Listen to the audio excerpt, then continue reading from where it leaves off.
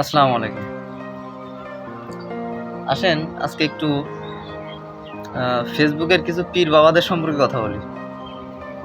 সেই পীর বাবারা হলো, ওনারা হঠাৎ ভিডিও শুরু করে দেয়। ভিডিও শুরু করে দেওয়ার পরে ওনারা বলে যে বেশ বড় বড় বিল্ডিং, বড় বড় জমি জায়গা, মানে বিল্ডিং ফ্যাক্টরি এগুলো দেখায়। বলে যে আপনারা যদি আমাদের এই যে মাছের খামার দেখতেছেন, এই যে বড় পুকুর দেখতেছেন, এই পুকুর আমাদের, এই প্রজেক্ট আমাদের। এখন আপনারা যদি কেউ ইনভেস্ট করতে চান, খুব দ্রুত আমাদের সাথে যোগাযোগ করুন। আর 5 জন শেয়ার নেব, আর 2 জন শেয়ার নেব, কিংবা আর মাত্র 10 জন সুযোগ পাবে। আপনারা এই কয়জন হইলে এরপরে আমরা শেয়ার নেব না, শেয়ার নেওয়া বন্ধ করে দেব। খুব দ্রুত আমাদের সাথে যোগাযোগ করুন। এইবার যারা ভালো ভালো লোকজন আছে তারা তাদের সাথে যোগাযোগ করে এবং সেখানে তাদের সাথে কথা বলে সেখানে টাকা পয়সা দিয়ে দেয়। এবার টাকা পয়সাটা ঠিক এমনভাবে দেয়, আমি এইখানে আছি, আমি একজন ব্যক্তি সাতক্ষীরার, আমি ঢাকার একজন ব্যক্তিকে 50,000 টাকা পাঠিয়ে দিচ্ছি, 1 লাখ টাকা পাঠিয়ে দিচ্ছি। কী উদ্দেশ্যে? যে সে আমাকে কিছু প্রুফ ডকুমেন্ট দেখাইছে যে আমাদের অমুক ব্যক্তি 1 লাখ টাকা ইনভেস্ট করছে, এই মাসে তাকে আমরা 30,000 টাকা বেনিফিট দিচ্ছি। অমুক ব্যক্তি 5 লাখ টাকা ইনভেস্ট, যে যত ইনভেস্ট বেশি করবে তাকে তত লাভ দেব।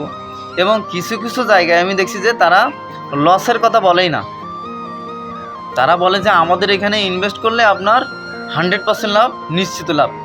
ভাই, আমরা তো ছোটোখাটো ব্যবসা করতেছি, এটা দীর্ঘদিন যাবত, না হলেও 5-7 বছর 10 বছরের গায়ে চলে যাচ্ছে।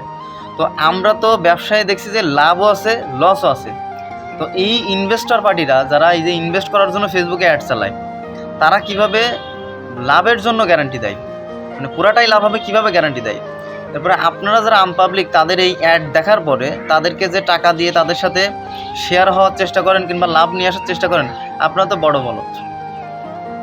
তার কারণ হচ্ছে আপনার কাছে যদি ভাই 1 লাখ টাকা থাকে, আপনি ওটা দিয়ে লাভ করার চিন্তা যদি করেন, আপনি ভাই ব্যাংকে ফিক্সড ডিপোজিট করেন, আপনার নিজের নামে ব্যাংক অ্যাকাউন্ট খুলে সেখানে ফিক্সড ডিপোজিট করেন।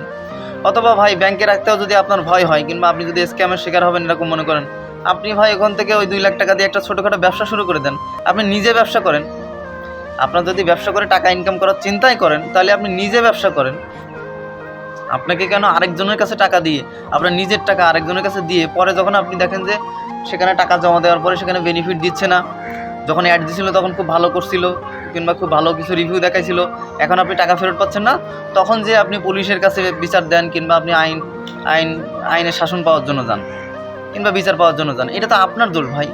আপনি লোভে পড়ে এক জায়গায় টাকা দিছেন, এইটা তো যখন টাকাটা দিছেন তখন কি আপনি পুলিশকে বলে দিছিলেন নাকি? আপনি পুলিশ প্রশাসনের ভাইদেরকে কি বলে দিছিলেন যে ভাই আমি কিন্তু এখানে টাকা দিচ্ছি, টাকাটা এখানে দেওয়া যায় কিনা, এই প্রতিষ্ঠান ট্রাস্টেড কিনা, এটা বিশ্বাসযোগ্য প্রতিষ্ঠান কিনা? না, আপনি তা করেন নাই।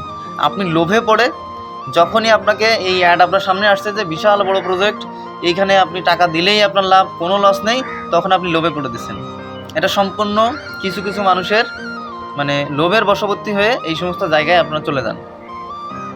আপনারা যেখানে সেখানে না বুঝে, যে কোনো ব্যক্তি না বুঝে যেখানে সেখানে ইনভেস্ট করবেন না। এবং যদি কোথাও ইনভেস্ট করেন, তাদের কাছ থেকে ব্ল্যাঙ্ক চেক নেবেন। আপনি যেখানে টাকা দিচ্ছেন, আপনি একজনকে 2 লাখ টাকা দিলেন, 3 লাখ টাকা দিলেন, আপনার টাকা সেফটি কি?